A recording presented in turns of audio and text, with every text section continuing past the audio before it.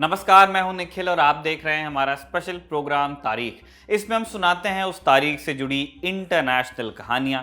आज 12 फरवरी है और इस तारीख का ताल्लुक है एक चोरी से। करोड़ों की एक चोरी जो 50 सेकंड में अंजाम दे दी गई। एडवर्ड मंक, एक नॉर्वेजियन पेंटर, 80 साल जिया और उस दौरान पीछे छोड़ गया कुछ कमाल के मास्टरपीसेस, जिनमें से सबसे फेमस पेंटिंग रही थी द स्क्रीम, मतलब चीख। इसे मंक की फीज ऑफ लाइफ श्रृंखला का एक अहम हिस्सा माना जाता है। फीज ऑफ लाइफ में बीमारी, मृत्यु, चिंता और प्रेम ये केंद्रीय विषय थे। द स्क्रीम के एडवर्ड मंक ने कई वर्जन बनाए थे, जिनमें से 2 वर्जन्स पेस्टल कलर से और 2 वर्जन पेंट से बनाए गए थे। इन चारों पेंटिंग्स में से पेस्टल वाली सबसे पहली पेंटिंग 1893 में प्रदर्शित की गई थी। इस पेंटिंग को बाद में ऑस्लो की नेशनल गैलरी ऑफ नॉर्वे में संग्रहित करके रखा गया। चोरी की जिस घटना की बात हम कर रहे हैं उसका ताल्लुक इसी पेंटिंग से है। फास्ट फॉरवर्ड करके आते हैं 12 फरवरी 1994 के साल में, 17वें विंटर ओलंपिक्स की ओपनिंग सेरेमनी का दिन।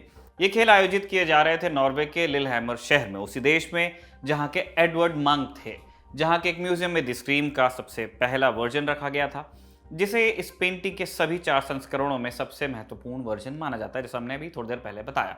खैर, लिलहैमर और ओस्लो के बीच उतनी ही दूरी थी जितनी मुंबई और पुणे के बीच, तो शायद 12 फरवरी 1994 को इस अन्यथा शांत स्कैंडिनेवियन देश नॉर्वे की सारी सिक्योरिटी विंटर ओलंपिक्स के चलते एग्जॉस्ट हो गई थी, इसलिए ये चोरी करना आसान बन गया। हुआ क्या कि ओस्लो के नेशनल म्यूजियम ऑफ आर्ट में 2 चोर आए, एक कांच की खिड़की तोड़ी और जिस तार से द स्क्रीम लटकी हुई थी उसे काट कर पेंटिंग चोरी करके रफू चक्कर हो गए।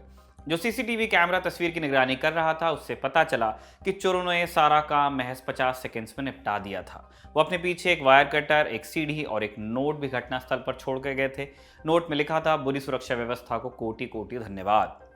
असल में ओलंपिक की तैयारी के चलते इसे ऊपरी मंजिल से शिफ्ट करके दूसरी मंजिल में ले जाया गया था। इस पेंटिंग को ये जगह पहले वाली जगह से थोड़ी कम सुरक्षित थी।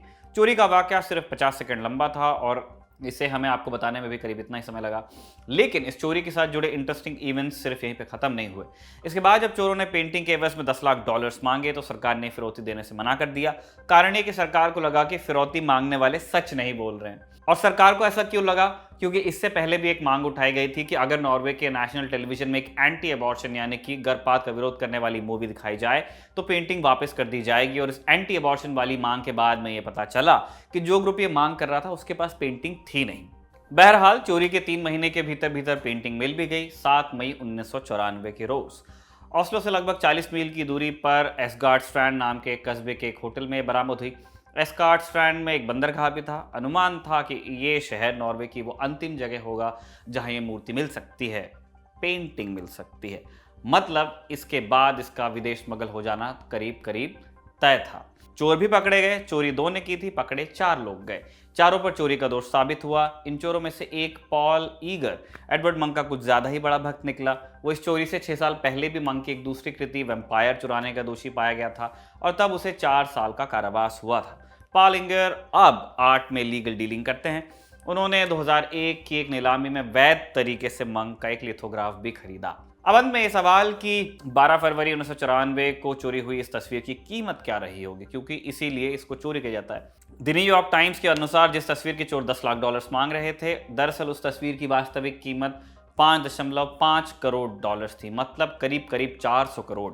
हालांकि बीबीसी की एक रिपोर्ट के अनुसार चोरी के तुरंत बाद संग्रहालय के निदेशक नॉर्डबर्ग ने दुखी मन से कहा था, पेंटिंग के मूल्य का अनुमान लगाना असंभव है। यह नॉर्वे की सबसे मूल्यवान, मंक का सबसे प्रसिद्ध कार्य है, इसे बेचना असंभव होगा। और ये बात वाकई सत्य थी। जैसा कि अन्य विशेषज्ञों ने भी अनुमान लगाया था कि यह पेंटिंग इतनी फेमस थी कि इसे चुराना चोरों के लिए जितना आसान रहा, बेचना उतना ही मुश्किल रहने वाला था। आज की तारीख में बस इतना ही। कल नई तारीख, नए किस्सों के साथ आपके साथ फिर मुलाकात होगी। तब तक के लिए शुक्रिया।